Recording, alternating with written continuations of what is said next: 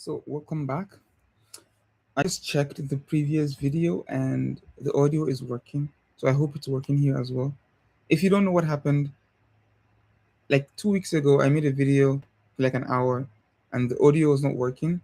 So when I started the previous video, I was concerned that the audio was also not working for that one. So I went back. I ended the stream to check. And if you're coming from if you're coming to this video from the other video, then I'm happy to have you here. Okay, let's proceed. Like I said, I need advice from you regarding how you balance your hobbies and work, consistency in your hobby. Okay. And then the second thing I have is that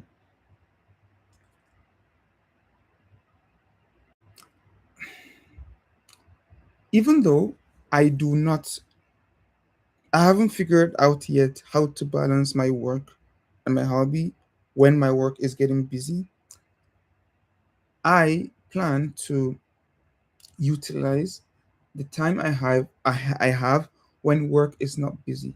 You get what I mean? So times like this when I've just finished uploading the apps to the App Store, we don't have any new features that we need to build now. So now it's a bit slow. So I'll utilize this time to actually proceed with my hobbies. And that's why again I'm doing this live stream right now.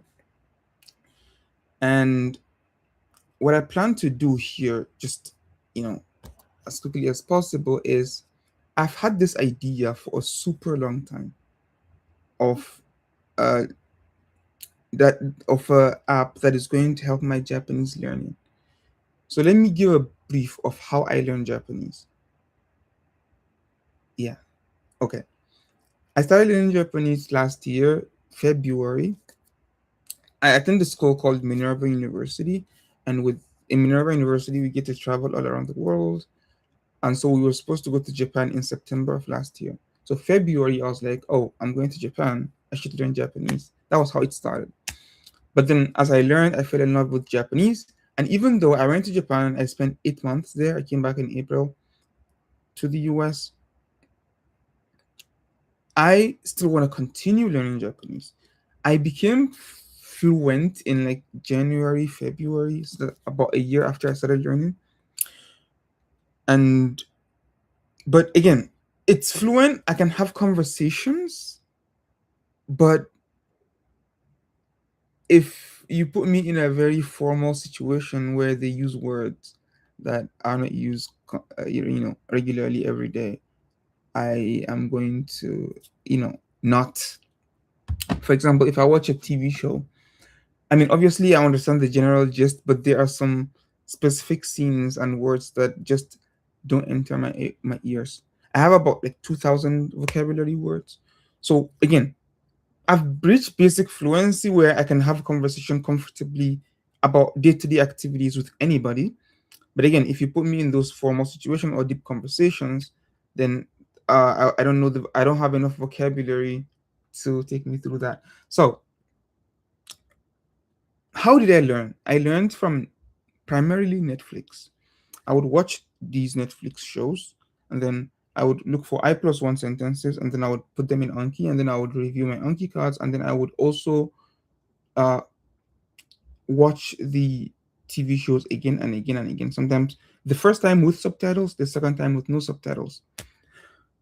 That's how I've been learning. That's the gist of it.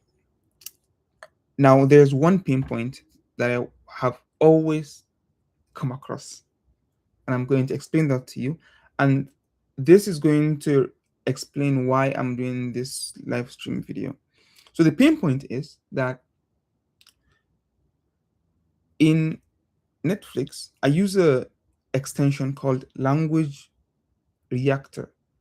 And what it does is it gives you the ability to have two subtitles.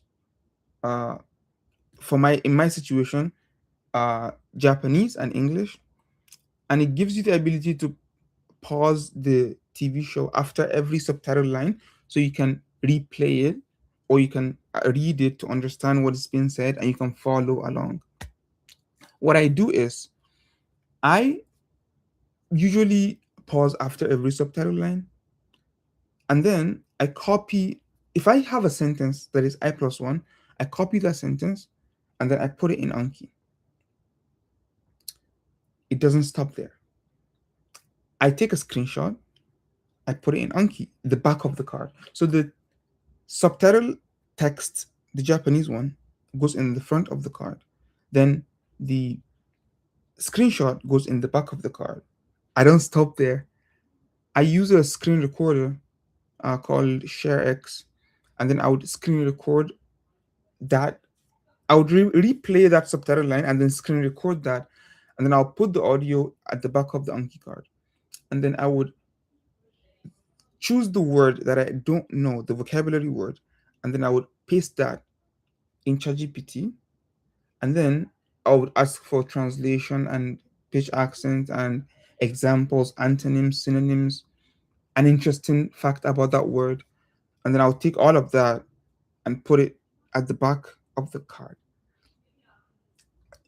Now, and then that's how, I would then review the card after. That's it. The pain point though is that this takes a long time. Say copy, put, do screenshot, put, do screen record. I have to wait for it to replay, then go back to my files, drag that and drop to Anki, and then copy this word, put it in ChatGPT. ChatGPT has to think because I'm giving it a prompt. And then I copy that, paste, and then I click. Now imagine I'm watching a series with maybe 100 words that I don't know from that series. I have to pause, pause, pause. And that's why when I watch episodes, let's say anime, for example, TV shows are like 40, 50 minutes, anime is like 20. But if I watch a TV show of 50 minutes, I spend like 2.5 hours in on one show. And majority of the time again is spent in doing this manual thing. This I've been doing this since last year. Ever since January of this year, I haven't done it because it was too stressful and too time consuming that I just thought it wasn't worth it. Right. So I stopped doing it. But now, and then I've been thinking about this app idea where, oh, what if I can automate all of that? What if with a click of a button, I can continue just watching my TV show, and then in the background, I have an automation that just captures everything. And I've been a developer for like 6 years, seven, and I've also been vibe coding for like a year now. And I've been building many projects. Like I have my own startup that I built. I'm the technical co-founder there. But again, I haven't found time to actually build this out. And so this takes me back again to what I was saying earlier about how I realize how to utilize the time I have to do my hobbies. And my strategy is to lump two or more hobbies together and then do them as one. I'll explain what I mean. One of my hobbies is posting on social media and especially this live stream, even though like there's no one here, but I enjoy it's a reflection time for me as well when I talk about my thoughts. So I want to do that. I enjoy doing it, right? And then number two is learning Japanese. And my goal is that with this live stream, I can achieve both. So I can talk about Japanese and actually learn Japanese and build the tools that are going to help me learn my Japanese and as well do it in live stream. So let's get started. Ah, one more thing before we get started is Fable 5 by Claude. So imagine this. I am thinking about, oh, I need to build an automation to help my Japanese learning. I'm not consistent with Japanese learning. I need to do a live stream. And then all of a sudden, yesterday, boom, Fable 5 came out. I watched a couple YouTube videos. I watched one from every CEO. I watched a couple different ones and I saw how people were using it. And I'm like, oh, this is interesting. And then it clicked to me that, oh, I could use this to build my app idea faster. And that's one of the reasons why I'm here today. The second reason is I have a friend who kept me accountable and actually wanted to build this project along with me. So um he already started. Like we talked about it, we brainstormed some ideas, and I'm like, oh, I will do this, I'll do this. But he already created the repo, started using Fable to build this thing. So like I'm like, oh, now I have to do it. Actually, tell me, do you have someone that pushes you and motivates you and makes you do things that you want to do but you procrastinate to do? If you have that, like, let me know. Say something. Because I have, and it's this friend. Okay, Fable, right? Fable came out. I'm like, okay, I'm gonna use this, and then I was supposed to do the live stream yesterday. Actually, again, like I said, it's one of my struggles. So but I'm getting there. I'm doing it one day later. So I think it's growth. So I'm here today because Fable came out yesterday. It just everything came together today. So I'm publishing the app store today. I have like time, and then Fable came out, and then I also have this idea, like kind of hashed out. I still have some things to figure out, so I thought, just start building it and then do a live stream as it goes.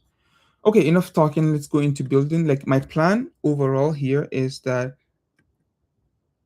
I don't specifically know exactly what I want to build. I know the general rough idea, but what I want to do is I want to uh, synthesize my thoughts, and then I want to use Fable to think along what the best solution is going to be for it. And I think if you are interested not only in Japanese learning but in vibe coding, I think this is going to be valuable to you to see my strategies in how I think about vibe coding, given that I've vibe coded for over a year. I've won like tens of hackathons when I was in Tokyo. Um, Using vibe coding, I built at this point like 50 different projects, and then I also have my own startup that is running. So let's enjoy. I will share my screen to Excalibur, and that's where I plan to synthesize my thoughts, right? So first of all, I'm trying to build. So let's say Japanese I can type Japanese immersion, right? I use Netflix, but no, you can also use YouTube or Spotify. I use Spotify as well. I listen to Nihongo Podcast, and then from there you take subtitles plus um uh keyword, like the word that you don't know, and then um wait, let's come back here. Let's say audio screenshot, and let's say audio, sentence audio, subtitle audio, and then keyword, and then some form of explanation for that word. So AI explanation for that word. Or word. Probably move this here. And then number 2 is audio for the entire show for listening practice. So again, this is how I learned Japanese, where I'm gonna try to move this to be it would work. Yes, perfect. So I don't have to change the apps. Okay. So here's how I learned Japanese. After I finish watching a TV show or a series or an anime, I convert that to audio. So I basically screen record my screen as it's playing. Sometimes I would go to bed and then I would just keep it playing and then screen recording my screen. It's screen recording, but it's mostly audio recording. I'm not taking the video. I'm just capturing the audio from the device. And then I would go to bed. When I wake up in the morning, it would have gone through an entire season, for example. And then I would take that, I would put it in my phone, and then I would listen to it as I, cook, take a walk, or something. And I think this is the single biggest thing that escalated my Japanese and made me able to actually reach my level within a year. And so this is super important. The audio thing for listening, I think it's the key. So I think it's super crucial. And then the next one is spaced repetition. And my friend and I have been, by the way, my friend's name is Tianxiao, so I'll just call him Tianxiao from now on. Tianxiao and I have been brainstorming how to re-envision spaced repetition. Because this goes back to one of our core principles, and which is that the number one priority for language learning is that it has to be fun. If it's not fun, then it's not worth it. It's not going to be sustainable. And that's why, again, this follows from Netflix, YouTube, things that we actually enjoy. And then spaced repetition is not, to be honest, not very fun. This was Tianxiao's idea. It's like it's text and it's Anki, and you have to do it. And if you don't do it, you feel guilty. And if you don't do it, it compiles on itself. So we're trying to re-envision what spaced repetition is going to look like that is more fun. So spaced repetition. And then, by the way, Tianxia also learned English on his own. So we both are language learning. We both have experience in language learning. Spaced repetition. For now, that's it. For now, there's many, many, many, many ideas that we have. But for now, just to scope out the entire project, this is what I have. Now, number two, in terms of implementation, I use Language Reactor, and especially now I have a Mac. In the past, I used a Windows, and it was easy to screen record and take a screenshot, fine, from Netflix. With a Mac, it's more kind of complicated. I don't think you can use a a browser extension to screen record. Wait, can I screen record from a browser?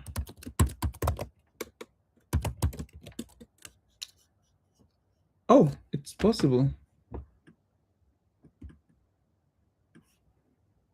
Okay, that's interesting. I tried to use Loom on my computer. It didn't work. I had to install the app. Like when I was using Loom, the language, the not language, the screen recorder, I had to download the app because the browser extension just would not work. Well, okay, this is interesting. I learned something new. But let me know, like, how this works, because I'm not really truly sure. Like, why is it that sometimes, especially in Mac, screen recorders don't work on browsers or as extensions? However, the idea is to have an app, like a Mac app, because with that, we can have accessibility features that cannot be granted to browser extensions. For example, working in the background. One of our ideas is that you have this app in the background, and whenever it hears your target language from your computer, in my case, it's Japanese. Whenever I'm watching a YouTube video in Japanese, even if I don't turn it on, it automatically listens to that and detects that it's Japanese and then tunes into it and transcribes it. And because it's going to have like all my words that I know, it's going to know which words I don't know. And then it's going to do something. Do something. There's something we haven't figured out yet.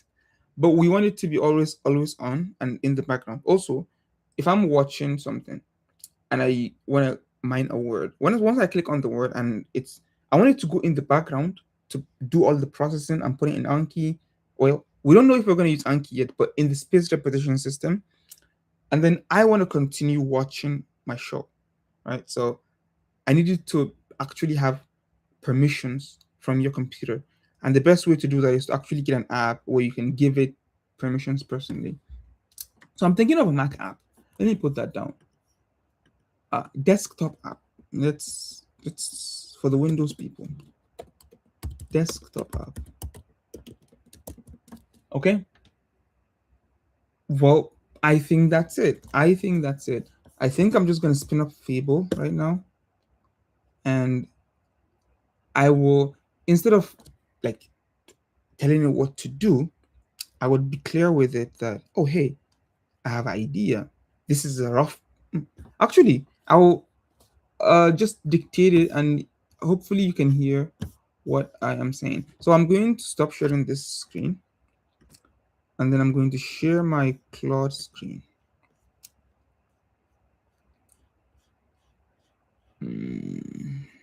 Wait, where's my Claude screen? Okay. I have it in full screen, so I have to uh, open it up. Okay, let's see. Thank you for going through this with me, though. I appreciate it. Some live tech support. But I feel like I'm having fun and I feel connected, you know. Let me see what the screen shows. Oh, okay. This is my apps. I gotta go to a new session. So this is Fable 5. Okay, perfect. I will move this to here. Oh, should I move this to here? I wanna. Okay, let me move the live stream thing to here, and then keep this here because I wanna. If I'm working here, it's a bit weird, but um, let's go with this. Okay, so new session. Wait, let me check this. Give me a sec, please. Everything is going shape. Okay, perfect. This is done. I have my apps on test flight.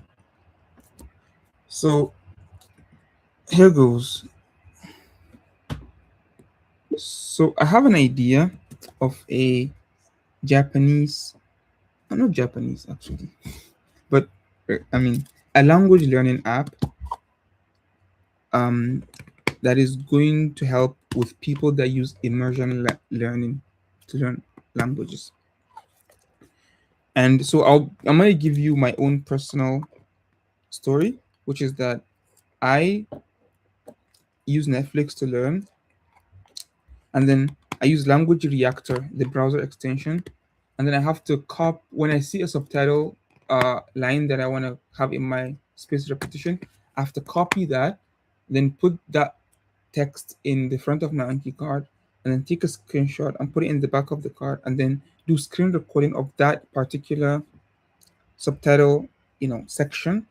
Put it at the back of my Anki, and then also copy the word that I don't know and put it in ChatGPT, and then copy the response from ChatGPT back into the Anki in the back of the Anki card, and then yeah, that was it. But then this took a long time, right? And now what I want to do is I want to automate that. But in addition to that, I also want to have an all-in-one Japanese learning app where people can actually, you know, other parts of immersion learning. I wanted to help with that. One important aspect of this is after people finish watching a show or a video from YouTube or Spotify or Netflix, I want to be able to take the audio of that or video of that and have it in that and be able to re-listen to it or re-watch it. Now, with Netflix, this might be copyright. Um, but I think that since I'm not sharing it, and with Netflix, even in the past, I would just screen record my screen, right? Like, I would have Netflix on like overnight, and then I would screen record my screen, and then when I woke up in the morning, the entire season has been converted to audio, and then I would listen to that. And I never shared this like with anybody. I just use it for my personal learning, and so I want to have that feature. It's super important in this because I think it's the single biggest key to immersion learning, where you listen to an input that is already comprehensible because you've watched it in the past with subtitles, and then now you're listening to it because you understand what's happening in the scene.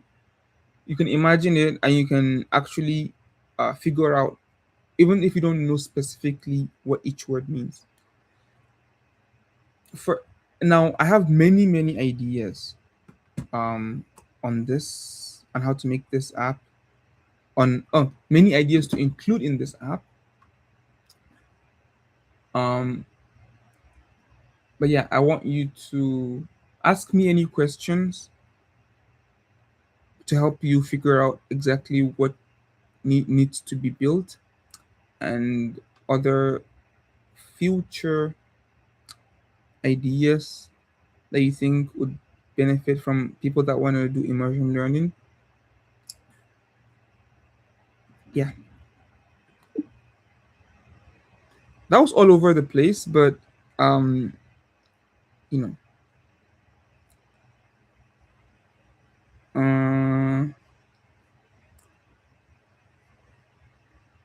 using. Okay, I'm gonna send this, and then we'll see how it goes.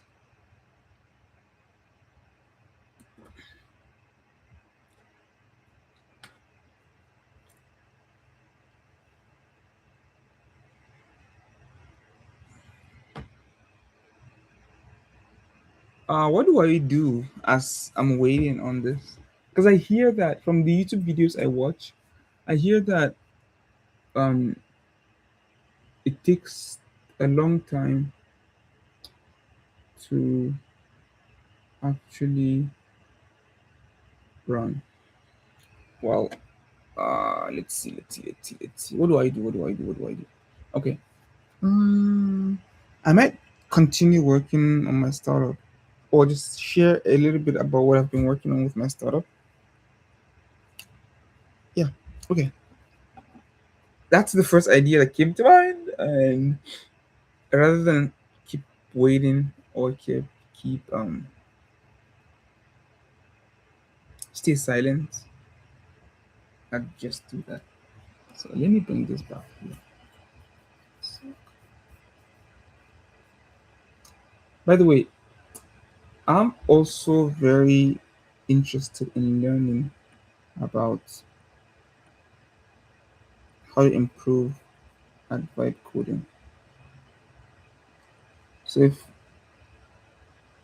any of my listeners has some suggestions, I would appreciate it in the comment section or in the chat.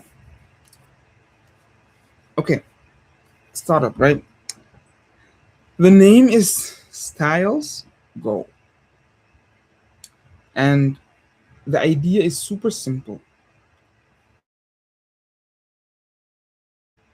You either cannot or do not want to go to the barber shop.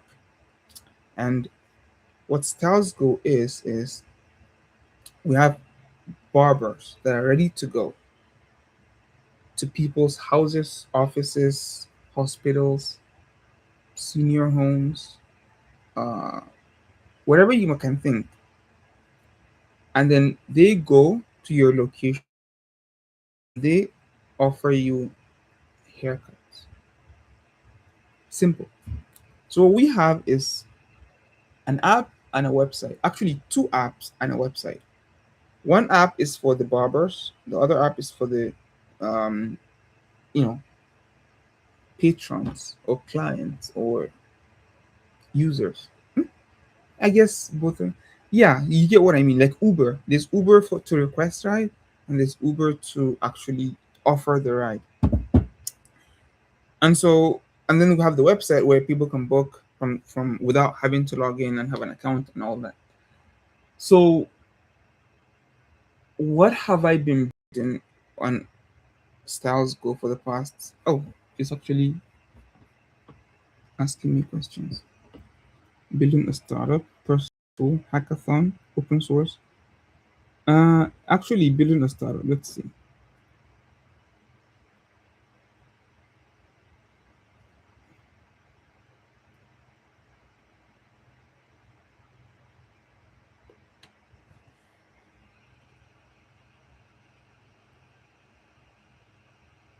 Wow, it knows. Wow, wow, wow. This is insane. Oh my god. Oh my lord. It's true. Oh my. You know what? I have. Oh my god. Oh my lord. Oh my god. This is serious. This is crazy. If you've had, so if you're familiar with vibe coding, you would understand my reaction. This is not normal. This is not normal for Opus 4.8 or ChatGPT 5.5 or anything. Oh my lord. This is insane.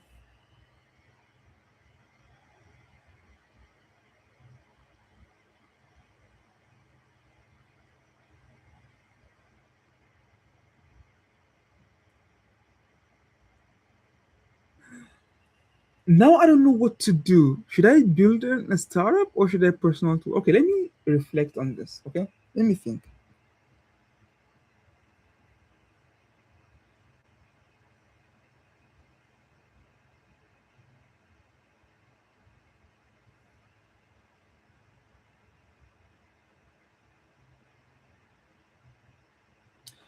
I want to go with personal tool because genuinely speaking, it is a personal tool, but I could choose building a startup and then it would be like, it would be more challenging and I would have to prove that all of the features that I want to build are actually, you know,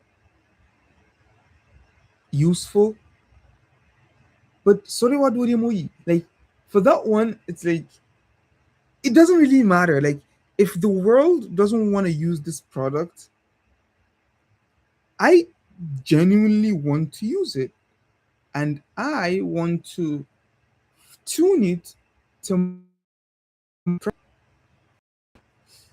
like, risk of building features only you want. I am totally fine with that. This is a hobby, and I don't want it to be too complex where I have to think about what a million people want. I already have a startup that I'm building. It's like, why go? Why have another? But again, with startup, it's like I will build features that are more professional. But again, okay, to put this in context, there's something I haven't told you guys. So I have something called Ondoku. Let me share my screen. I will stop sharing this screen and then I'll share the Ondoku screen. So Ondoku is like my let's see. Could this work? Oh, wait, let me see. Give me one sec.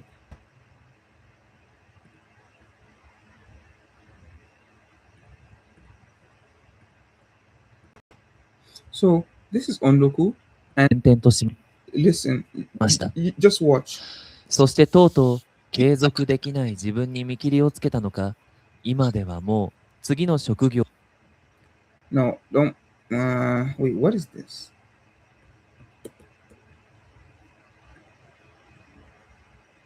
何もしないで面白くもない日々を送っているのでした。遊びに関しても同様で、Yes. カルタ、ビリヤード、テニス、水泳、山登り、囲碁、将棋、または Do you see this? So if I click on this, I see that I can like translate. Where's the translate button? Oh, I don't have API key here. But you get this, right? I can click word card or sentence card. This is basically a reading app that I built to learn kanji, right?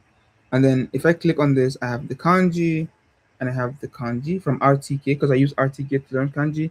And then I can have the onyomi, kunyomi, and then examples of it, and then the components of it.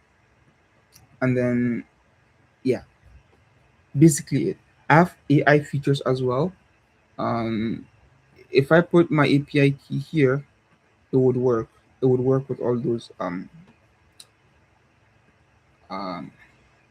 AI features, right? Now, I built this specifically for me. Like nobody in the world else uses this, right? And to be honest, I kind of enjoy it because imagine having to trying to build something for everybody. It's going to be very stressful and like demanding, and it's going to be like I'm building a new startup now.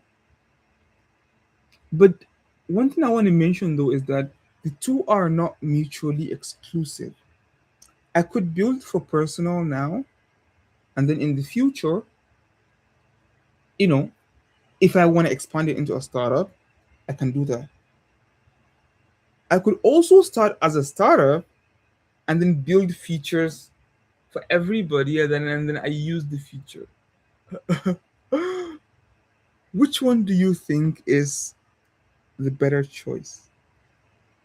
My heart is telling me to go to personal because of two things. Because number one, genuinely that's what it is. It's personal. And number two, because of what I just mentioned regarding, you know, it being more less stressful. What do you think? There's no one here. If there was one person here, like I would actually seek their advice. But what the problem is that if I do personal,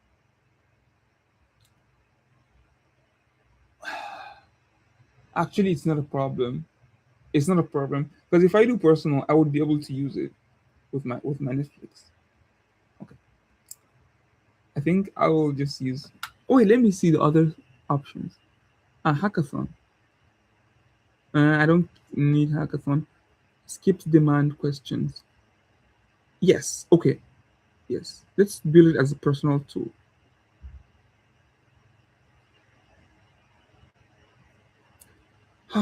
That was such a stressful question, guys. It asked me one question and I spent like 10 minutes to answer. It's like just one question. No, but do you get what I mean? Mm, But do you understand what I mean? It's like this Fable, from the first question, it's very different from what you would experience from Opus 4.8. This is what I experienced when I use Gstack, and it would go back. Well, I'm not using Gstack here. I'm not using Gstack. It's on its own. So yeah, the fact that it has that in-depth understanding, I think, is an indicator that it's going to, you know, it's better than Opus 4.8 just from one prompt that I sent it. And in terms of decision making, because that's the reason why I like Opus 4.8. Oh, there's another question.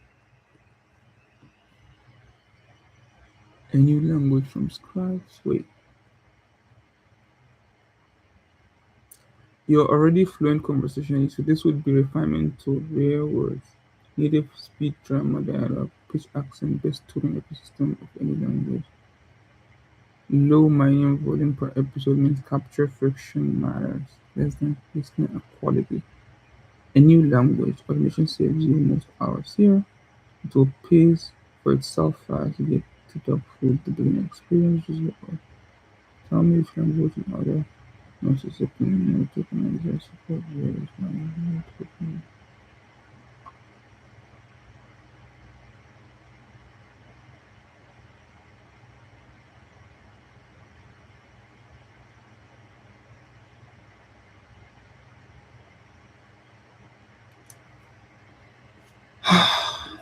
This is. Oh wait. My bad. I didn't share the screen of the cloud, but what's going on here is that it's asking me this question, and it's such a hard question. Now I have to choose between one or three. So one thing I also have not mentioned is that my friend Tianxiao, he's trying to learn Spanish. So it would be great if we have multiple languages. Wait. You know what I realized? What if instead of choosing one or the other, I just tell it my thoughts? Huh. I have never thought about this. So it's like, it's not choose one or the other. It's like me reading the three, synthesizing them, and expressing my thought in the other.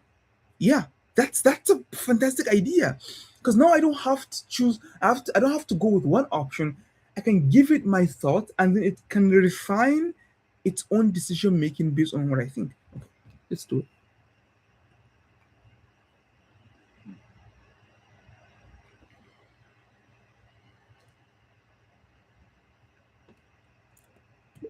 So right now, when I watch, uh, you know, a fully fledged native Japanese TV show, I understand, you know, most of the simple words, but anything regarding more formal or more complex terms, I don't understand. For example, if someone goes to the police station and they're trying to talk, genuinely, I don't understand the vocabulary there. Or if they're at a company and they're talking about like business, I don't understand that. So I'm fluent in day to day conversations, but in order for me to pass the N1, for example, I have I still have a long way to go. And my kanji is also not that good. I use RTK to learn the kanji, but now I'm trying to learn the readings. That's number one. Number two, I have a friend who is trying to learn Spanish. And it would be great if we, even if we don't go Spanish first, at least have Spanish in mind. Because again, we are going to be building this together. We already have a GitHub repo. And actually, I'll link the GitHub repo here. We have a GitHub repo, and um, we would be building this together. And so he would want to also be using it to learn Spanish as we go. And so it would be great if you keep that in mind.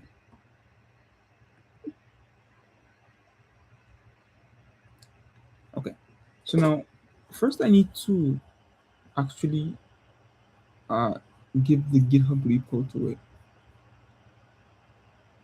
so it knows what my friend has built. Oh no, maybe no. Maybe I should just let it start from scratch. Yeah, it's fine. I can give it the GitHub repo later.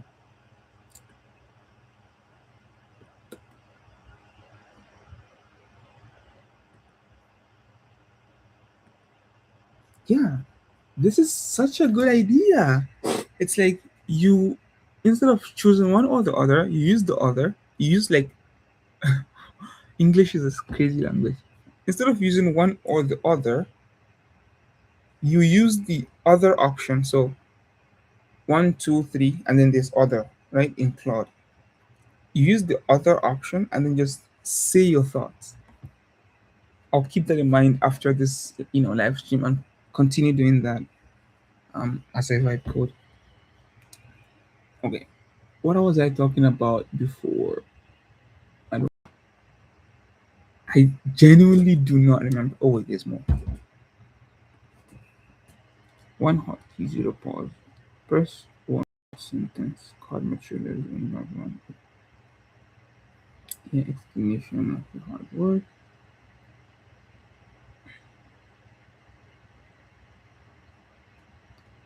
Episode never stops. Simplest level. Works identically for Japanese and Spanish. Captures the whole line. AI has to guess which word you didn't know, or you fix it at review time. Tap the exact word. Pause. Click. Press pause. You know what? Actually, check Ondoku. Check Ondoku. So I have my Ondoku. Let me search. Where's Ondoku here? It's like projects. Ondoku. I will copy this. Option. Okay. So I'll paste this for inspiration.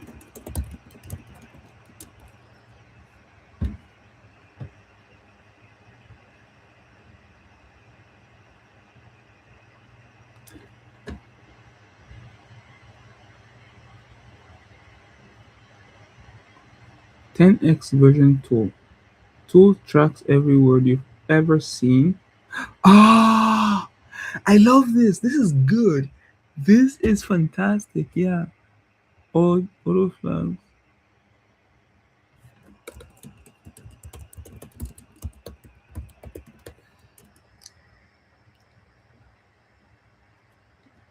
But the problem with this is that it's a bit slow.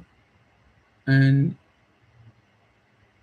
if I'm just doing passive listening, for example, if I'm riding a bike and I'm listening, I don't have time to actually pause and select each and every word to see the kanji and the meaning.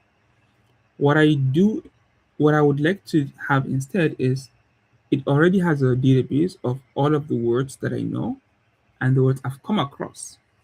And then it should have some algorithm to know the words that I already know now. And then it puts them in the word I already know. And then whenever I come across a new word as I'm immersing, if it's a brand new word that I've never come across before, it should have its own bucket. And then if it's a word I have come across, like I don't, you know, maybe I don't know that word perfectly yet, it puts it in the second box. And then if it's a word that I already am familiar with, I know, then it puts it. It doesn't put it anywhere. It just doesn't show me. But yeah, I like the AI auto flags new words because it genuinely is going to help in scenarios where I do passive listening.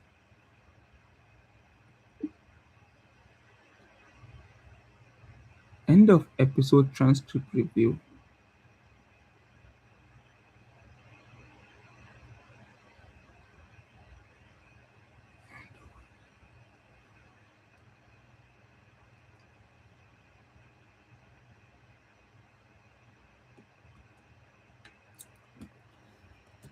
But Ondoku is for reading.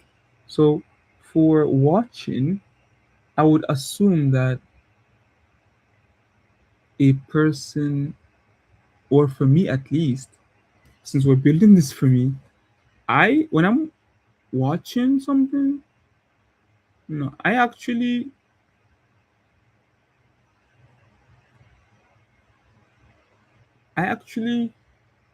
usually I pause when I hear a word I don't know. And so um end of episode transcript review could help, but definitely not. I don't know. I feel like it's a combination of everything. Because press once mid sentence. When you say press one mid sentence for the one hotkey zero pause, what does it mean? Does it mean that I have to just press on the word? There are instances where, oh, actually, I get what you mean. So where I press on the word, it automatically generates. That's, but why do you say captures the whole line? It's like press once mid sentence. Oh, I'm not pressing on the word. Ah, no. Let's say I press on the word. So let's say we have a sentence, right? We have a subtitle line, and then I press on and then I press on the word as it's going, or I pause and then I press on the word, and then it takes that word and it it it generates the card for it. Or that's one path, and then a second path is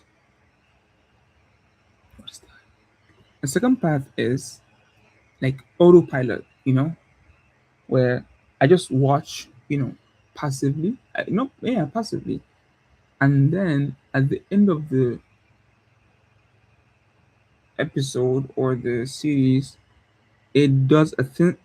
At the end of the episode, it does a synthesis of the words that I haven't seen. These are just my ideas, and you can use them to decide which path to go.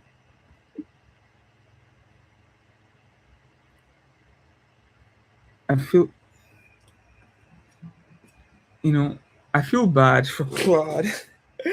I just brain dumped on it. It's like, oh, I just dumped all the new information into it. But yeah, I like it because it's genuinely pure and it's the best. I think giving it your raw thoughts, and then it can do its magic. And um, yeah. So I was talking about my startup, and I'll just talk about what I've been building the past 2 weeks. Uh, wait, where's the phone? If I had the phone here, that would be amazing.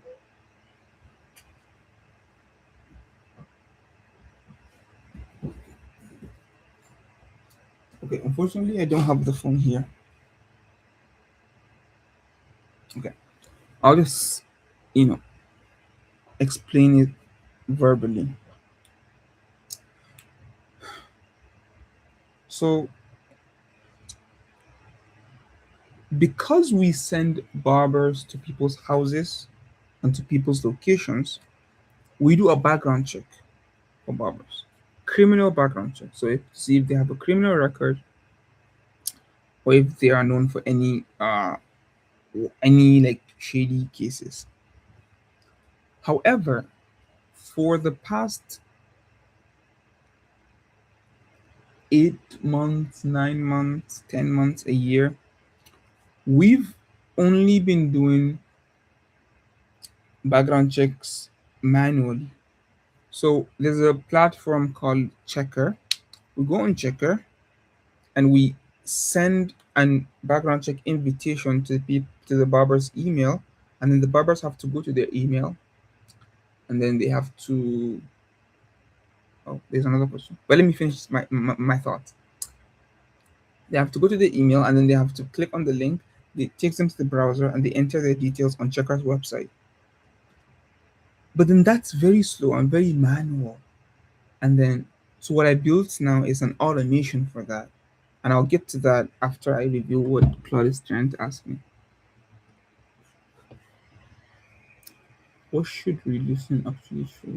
Project launch task, time under present, 3 seconds. Finish a drama episode at night. Tomorrow you're on the bike. You want episode in your studio question heading here. First full episode audio or condensed audio, a non-immersion community technique where you use subtitle timestamps to keep only the dialogue lines. So for a 5-minute episode, you don't 80 minutes of pure speech. The overnight screen recording was the manual for audio version permission is the upgrade. Second, how does it play? Inside Undock's player which can sync the transcript, track with file. Wait, what is this trying to say?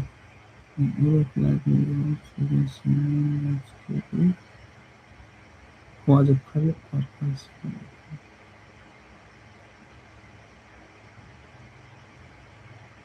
Wait, what is this?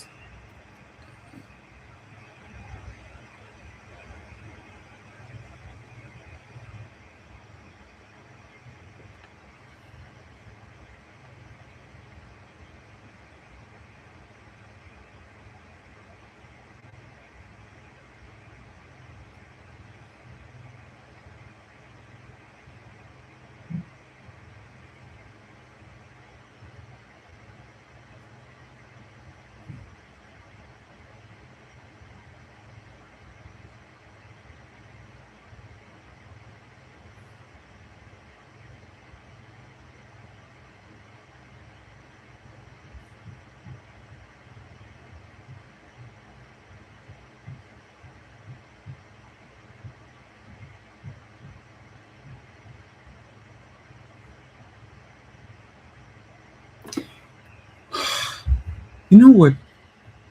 Actually, let me come back. You know why this question is hard for me to answer? It's because I have re-listened to many episodes, many movies, and I've only re-listened to it one way, which is the full episode. I've never re-listened to like chunks of it where there's only dialogue. But I've never had any issues with listening to the entire episode because I enjoy it. I'm like, I want to actually feel the entire flow of the episode. You understand what I mean? Maybe I'm not explaining it really well, but there's something to movies where even pauses are meaningful. It's like you hear the melody or the maybe like a suspense scene and it's like dun, dun, dun, dun, dun, dun, dun, and it's going. And even though there's no dialogue, I'm listening to it, I'm following it. I'm imagine wait, shouldn't I be telling this to Claude? I probably should be telling this to Claude. But since I started telling here, I'll just continue. But you're imagining the actor running in the woods. And it's like, oh, that's good. Whereas if that gets cut off, you know what? I know what to do. I'll say let's do the cutoff because if you can do the cutoff, that means you can do the full. And if I don't like the cutoff, then I'll just come back to doing the full.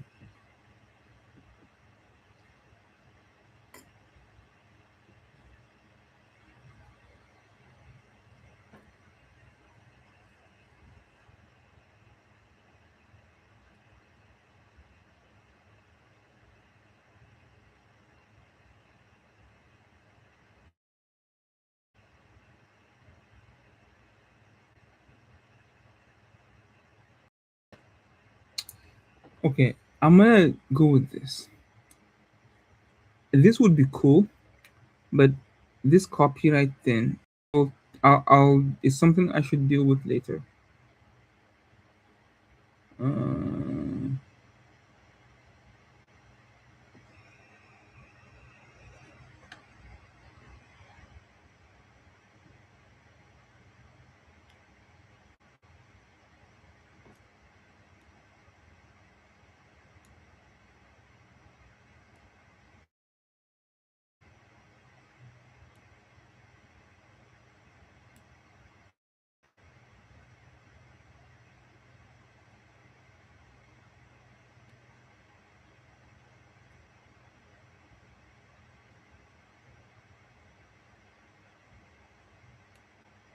I'll do the first one.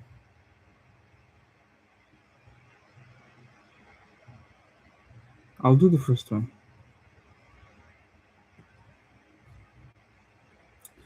Do you know the reason?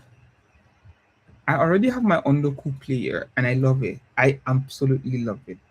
You know, I said that earlier that I don't um learn Japanese, but my Ondoku is what I do every day. Before I sleep, I lay on my bed and I listen to the book and I read and I learn my kanji for like whatever, however long I have. If I go to bed at midnight, I probably have like 10-15 minutes. If I go to bed at 3 a.m., I have like 2 minutes before I crash out. But regardless, it's something I've done every single day and I love it absolutely. So I would like to add it to this. Okay to search the web for current state of emerging learning tools. Yeah, of course. Go ahead. Search. Keep going. These questions are crazy though. Like, Fable is actually insane. It is genuinely crazy. This is, yeah, I agree with all the people online that are like, you know, it's insane. I mean, regardless, I was talking about Styles Go. Yes, background checks. How did I? How was I able to automate the background check process?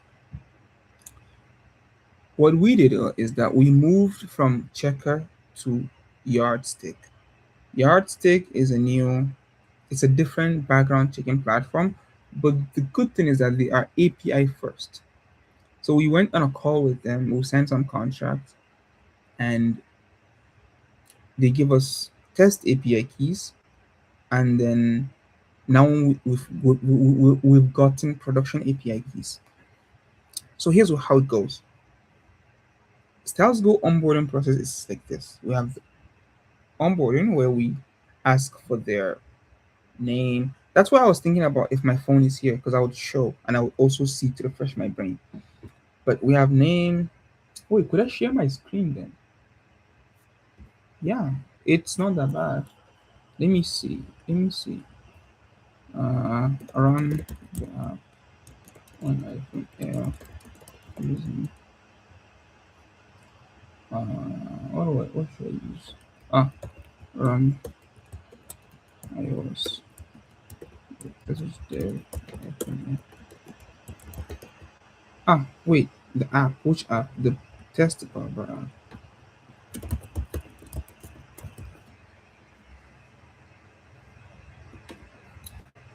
Okay, I'll show you now. But it has the onboarding where we ask them questions about, what their first is their name, contact details, email, profile picture. Then we ask them some interview questions like, oh, what do you do in this scenario? If a client is dissatisfied with your service, what do you do? Or how do you ensure you arrive on time?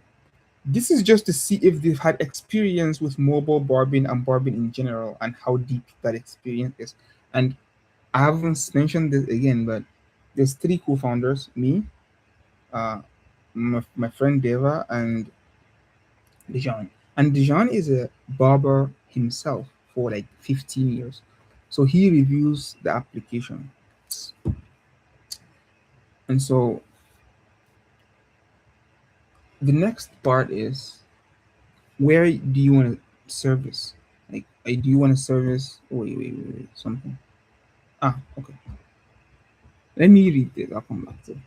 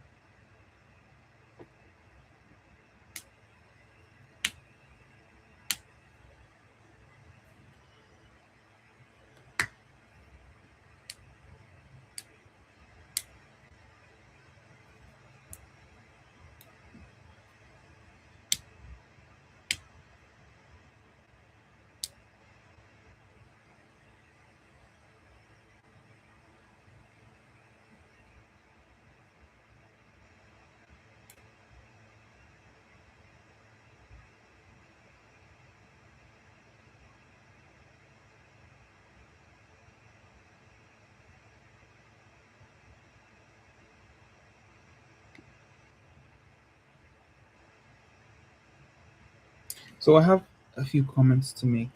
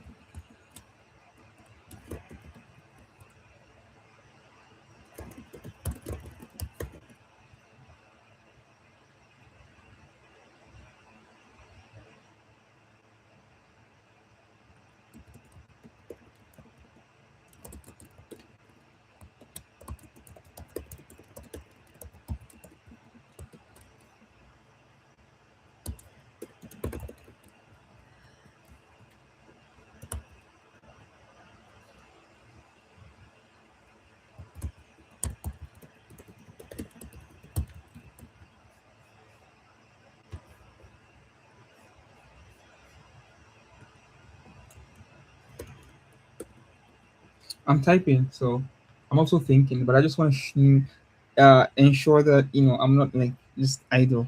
At least you can see what I'm typing. But I'm thinking, so I can't be speaking as I'm, because I will be confused. Okay.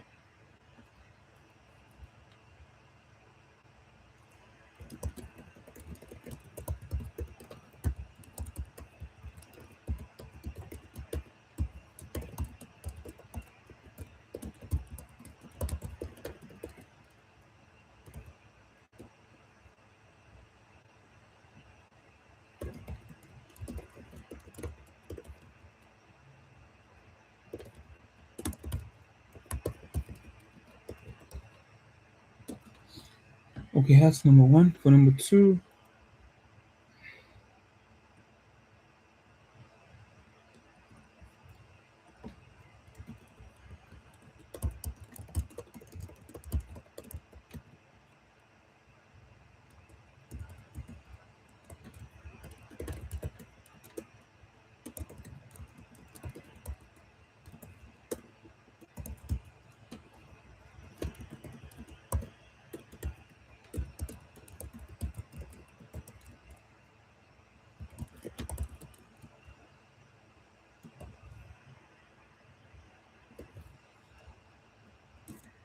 okay, number three.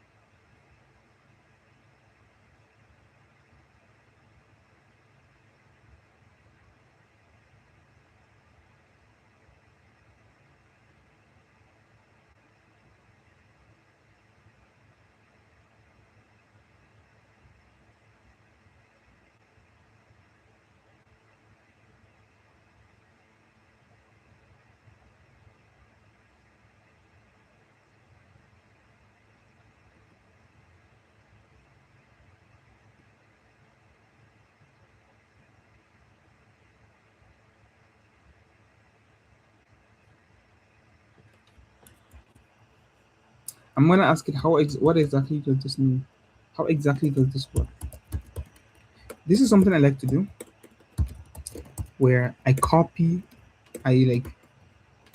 quote the AI and ask it to explain, or like ask it to not do something, but I like to code it so that it knows exactly what I'm talking about.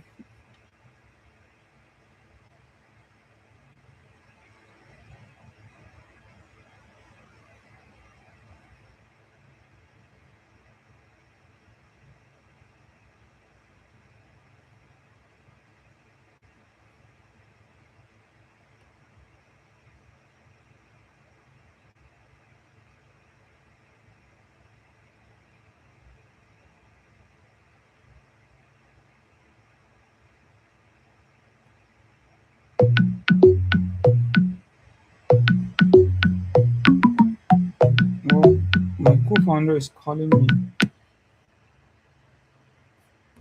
So why is he calling me? Wait,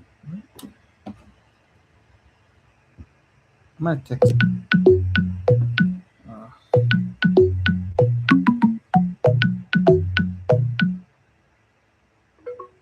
AI notes and transcription on. what's up? Where are you at, Cleveland?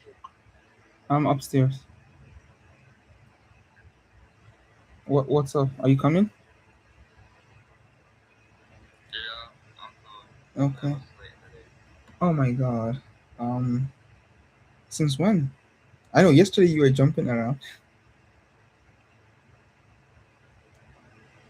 Left to sleep at 5 p.m. Ah, that's tough. Oh, so what do you plan to do? Are you gonna take like what is it called? Painkillers, or are you just gonna endure it? Yeah, I could take some caffeine. Okay, okay, okay. Um, all right then. I mean, I'm sure it's gonna be fine. So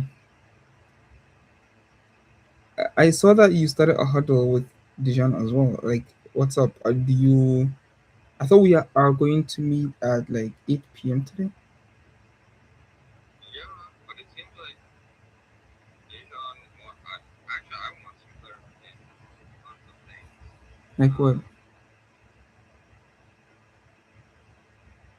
Because I think the Barber app logo is fine. I think it sticks out. So I think the client app is fine. We don't need to change that. But the Barber app, I think, is better. Um, Oh! I didn't see that. Oh, my bad. I didn't see the message. Ah, okay, okay, okay. Okay, I mean, I think we'll talk about this when in the meeting. Then that would be great. yeah, but if we can address it right now, that would be great. Because in the evening, I just wanted to like finalize. I see.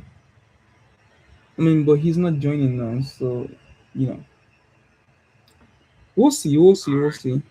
Um, I mean, for me, I mean, like we already talked about this. I think I'm fine with the barber app one. But Yeah. we'll just see how we'll just discuss it, and then come to some form of agreement. Yeah. Yeah. All right then. I think you should also rest. So that by 8 p.m. at least you are more strong. Yes, but we have a lot of work to do.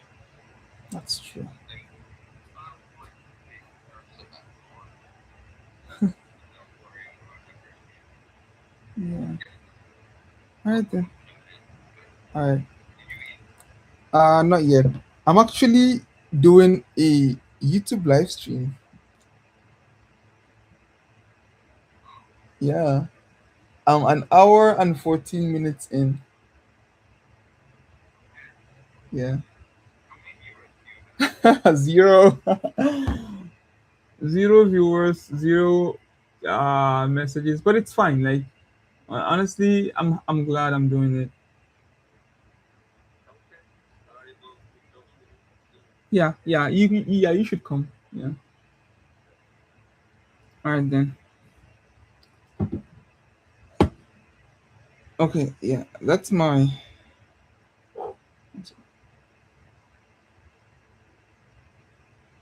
co-founder. Um, he's like downstairs. He's downstairs. But he's gonna come up soon.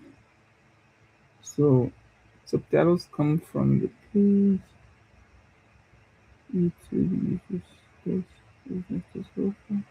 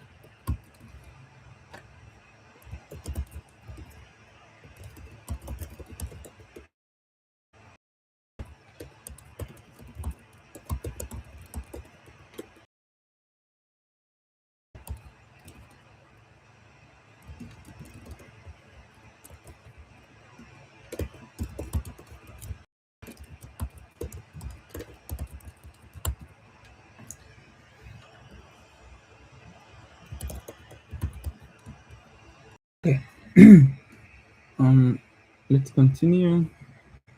Let him know you want.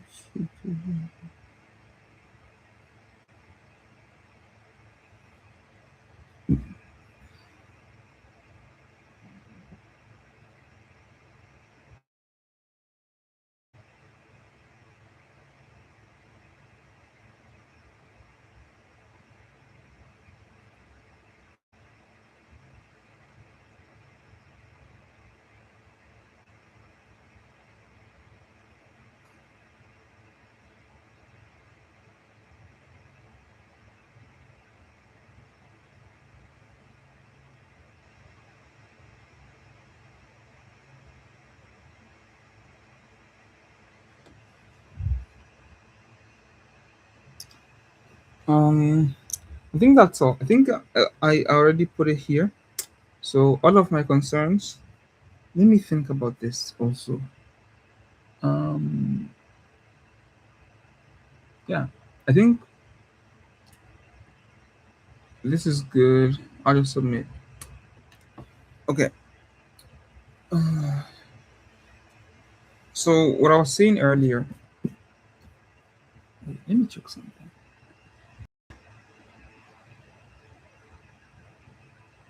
Huh? Where are the three effortless sims? That's not true. Anyway, when I feel I'll share my screen.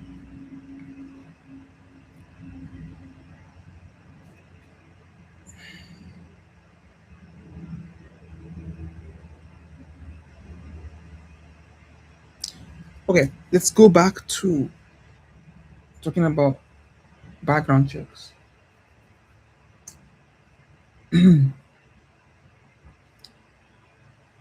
which is that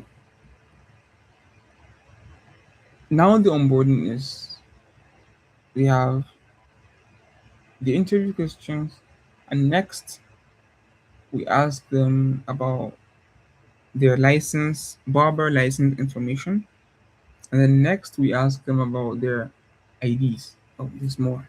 And then after IDs, that's all with onboarding. And then we have another page where the learn how styles go works. And then after that, they sign some agreement. And then after that, we have Stripe because they are going to be payouts, right? So then we embedded Stripe. I worked on that. I'm actually very proud of that. Well, me and Cloud Code and Codex.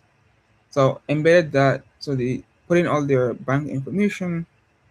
And then after that, we have the background check embedded into the app. So they do the background check, and then once that is done, they go to the homepage of the app. And the fantastic thing about this is that the only thing we need to do is to verify them. That's the only thing we need to do from our part. We check their application, ensure everything is good, and then verify them. No need to send manual background check. No need to go back and forth with them. No need to do all of that. Only thing we need to do is to check their application and verify them. And that speeds up our process so much that we can spend our time doing other things rather than worrying about people not completing background checks. So that's one of the things I built. And now talking about this is easy. It's like, oh, we did this, we did this, we did that. But it took a while. It took a long time. It took a super, super long time. And that's one of the reasons why I have not been able to do anything really outside of just that. Let's go to this. Oh, nice. Okay. Yeah, having Codex's opinion is good. Let me open the Codex app. How much usage limits do I have? I probably have like 2%, which is crazy. We'll see. Yeah. Wait, let me see something. Uh, okay, wait. It's fine. And Codex context summary, seven premises, lists.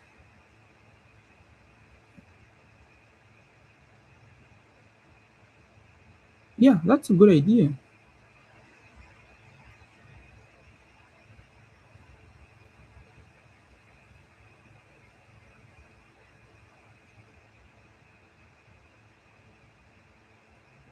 Yeah, let's do it. The only issue is that my Codex subscription, my tokens are about to be dead. Like, are about to I have like 2% of my weekly usage limits. Well, it's supposed to renew today, huh? Isn't it? It's supposed to renew today. Yeah, it's supposed to renew today. So, like I was saying, background checks done with it, and then I also worked on a new feature, which is ability to reschedule an appointment. This is mostly boring, honestly. It's like a bunch of edge cases. Oh, what if the barber doesn't want to be rescheduled? What if you know it's 24 hour, or like what if it's 3 hours to the appointment? Do you allow a person to reschedule? What happens to the barber? Something like that. So it's like all of that stuff. I kind of thought about what kind of features we want and made many decisions. And I think that's what I'm here for, honestly, making those decisions. Like I use Codex and Cloud Code to build majority of the things, but how it should be built, what it should look like, I still make those decisions. Maybe one day will come where mhm, that's not the case, but for now, that's the case. Also, since I use simulators and emulators for testing, and computer use is not very good to that extent where it actually uh, you know look at changes from simulators, then I still do those most visual QA tests. By the way, if anything I'm saying is wrong, or if there's a better way to actually do QA tests on simulators, feel free to let me know. I would benefit from it, and I would be very happy to implement what you suggest. Mm, there's also something that I want to talk about, which is for a long time I didn't know what my channel is for. Like, what is my niche and who are my target audience? Is it Japanese learners? Is it founders? Is it vibe coders, developers? Which is it? Because I'm all over the place. I talk about many things. In fact, I think I talked about chess or something. I play chess, and it's like, well, who am I talking to? If I'm talking to everybody, I'm talking to nobody, right? So that's something I'm trying to figure out as well. Because if it's for Japanese learners, then I'll try to speak more Japanese, even if not 100%, but like 70% to 60%, right? So that you can at least learn. We can learn Japanese together, and I would like share my Japanese learning journey.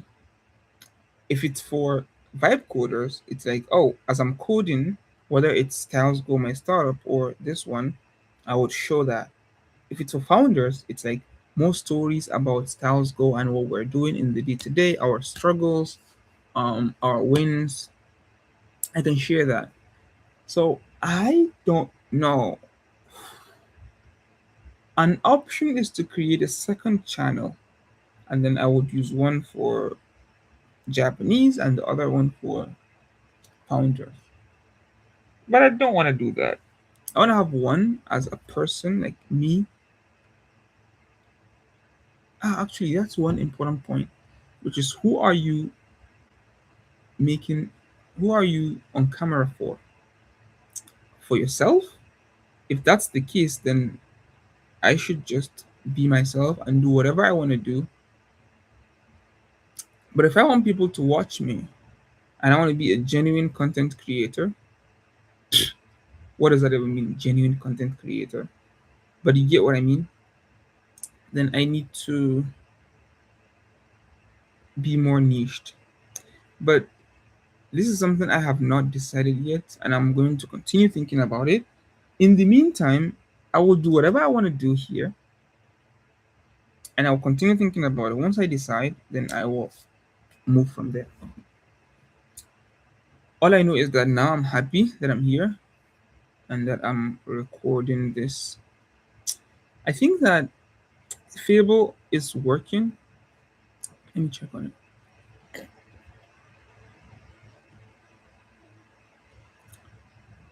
Okay. It's been running for 1 hour. That's crazy. So like I said,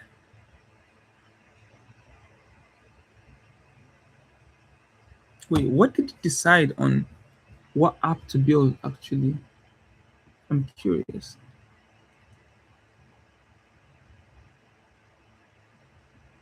Premise deck.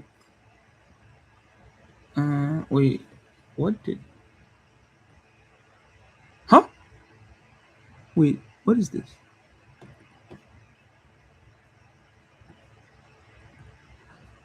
I don't see what. Okay, I don't see that. Okay, so it's running now. I think I will cut this live stream short, and it's 1:28 now. So let's stop at 1:30. I'm tired. I gotta go eat.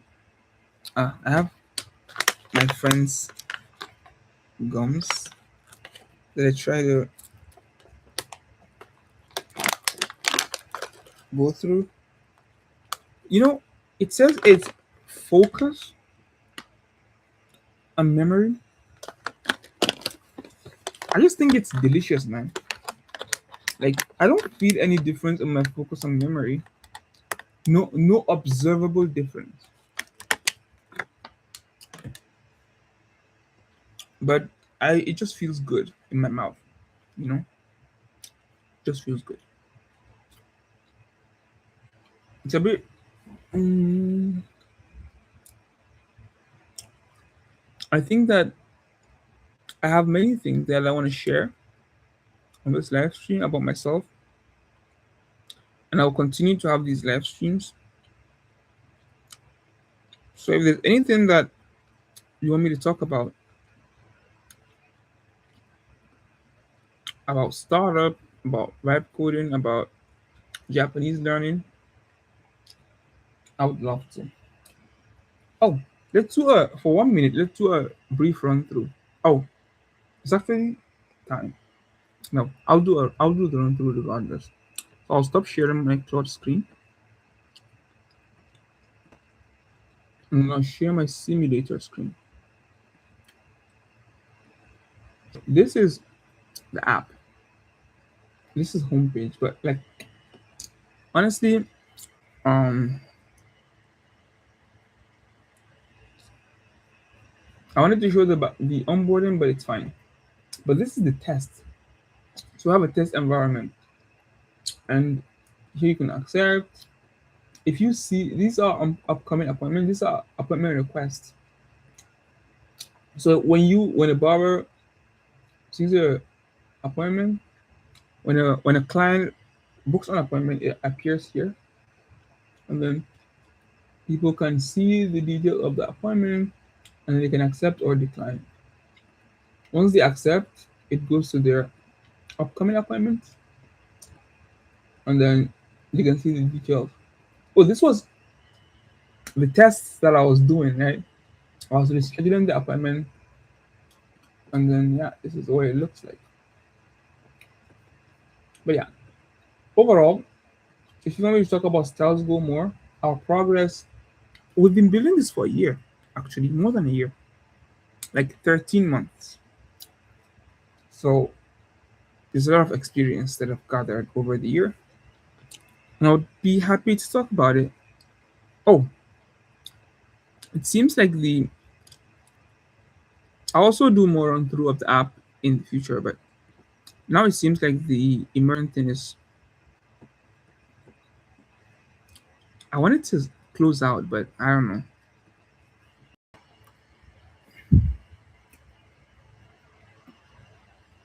It's,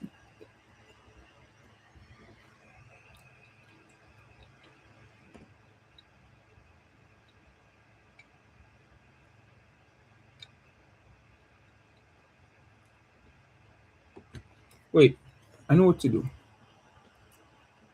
I will.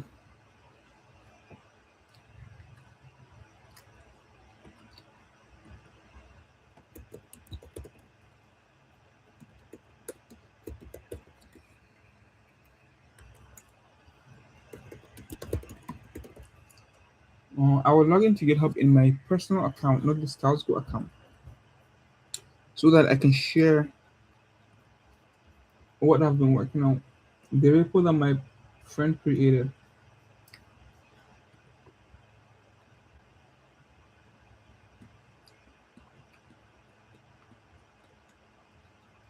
I'll copy this. No, hit enter. And then I would copy this. And paste here. I need to copy this again.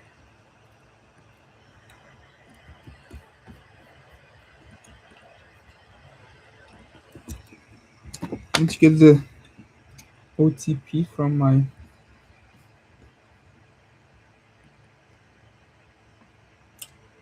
phone.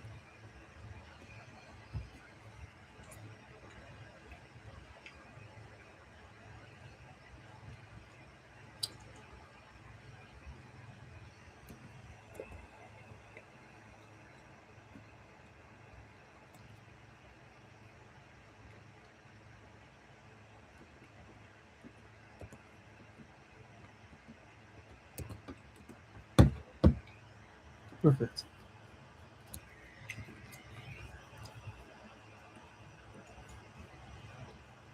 So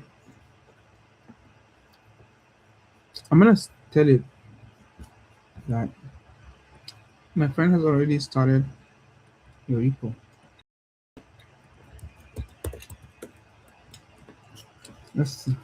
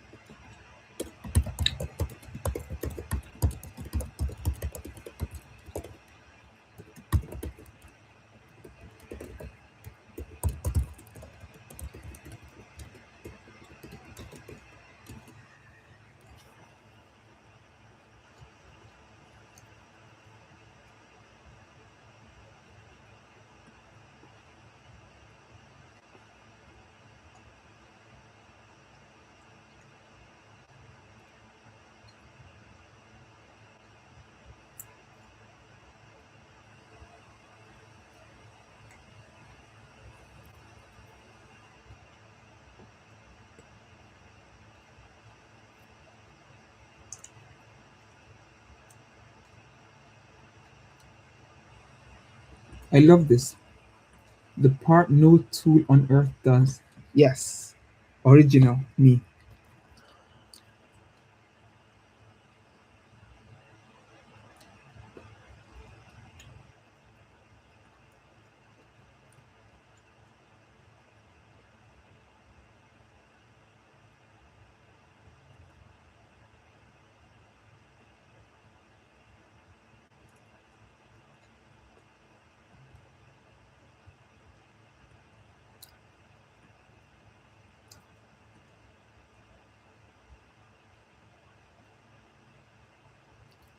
What is this?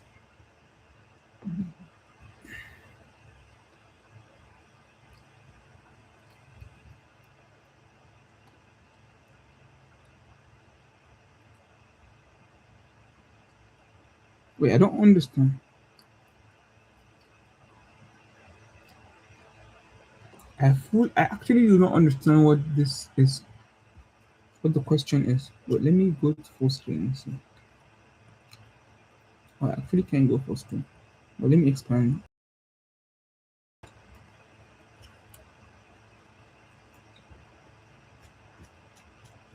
That's the problem with Cloud Code, which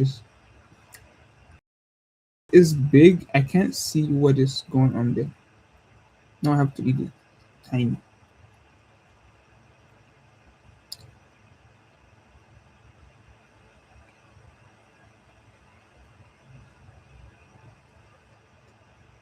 Okay, let me read this again. Okay. Wait, no, wait. Am I sharing the screen? If I'm not, more can I like it all. Wait. Oh, I am. Okay, perfect. I thought I was sharing the simulator screen still, but you can see what I'm.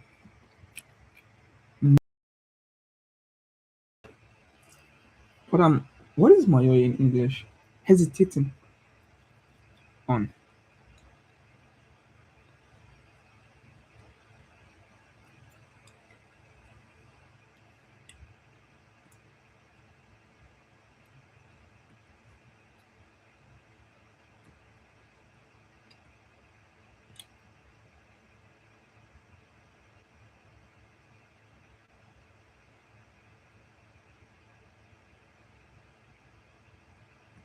What is A?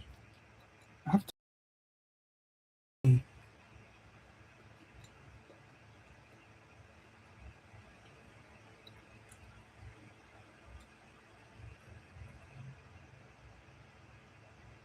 What is,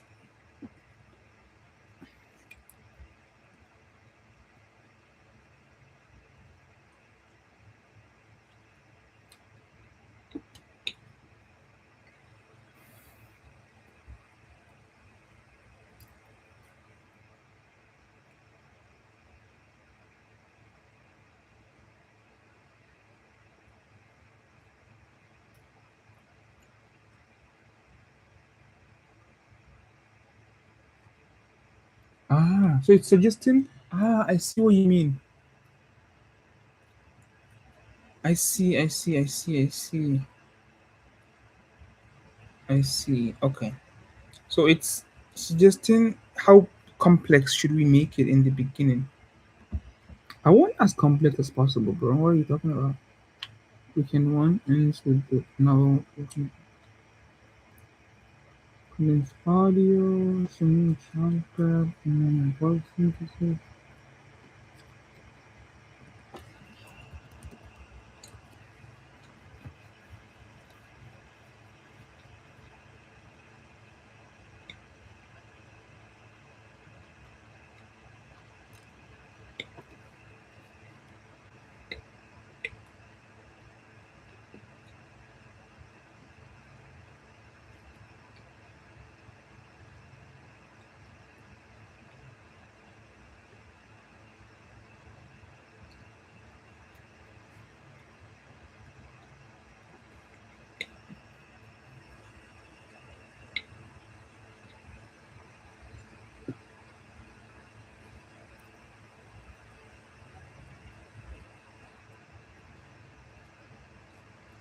I don't understand B.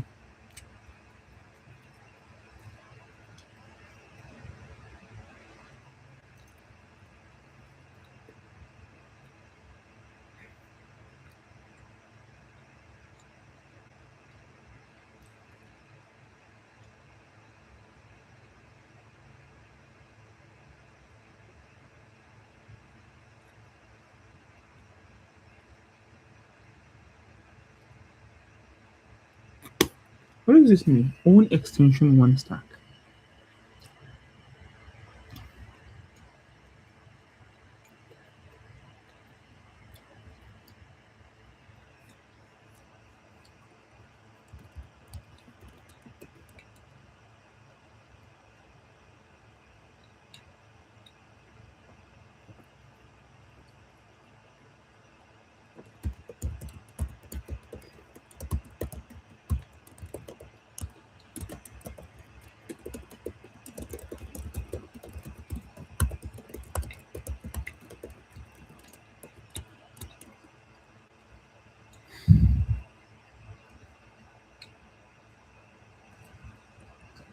This is so confusing though.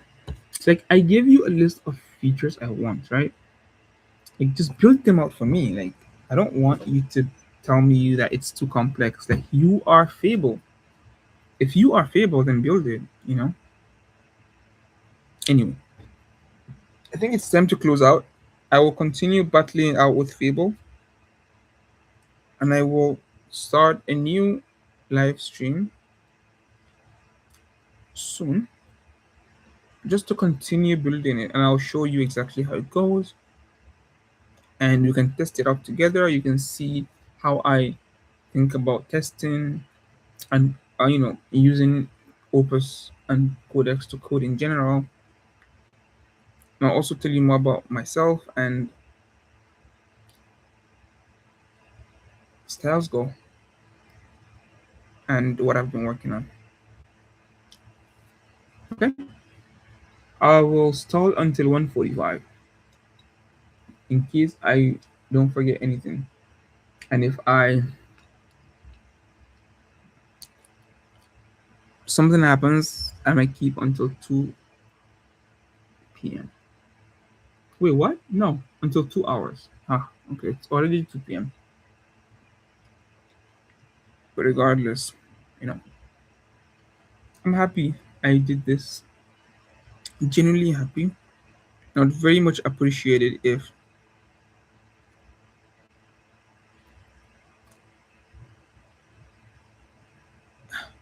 you responded to the questions I asked. Because I'm actually struggling, with many things. And I would love to have a community where um, I can share my struggles and get people to who've experienced similar things, you know, share their experience with me, see if I can apply it to my situation. And I also want to connect with people that have similar interests as me. And that's one of the reasons of this live stream. And yeah, I'll see you in the next one. I'll stop it at perfect time.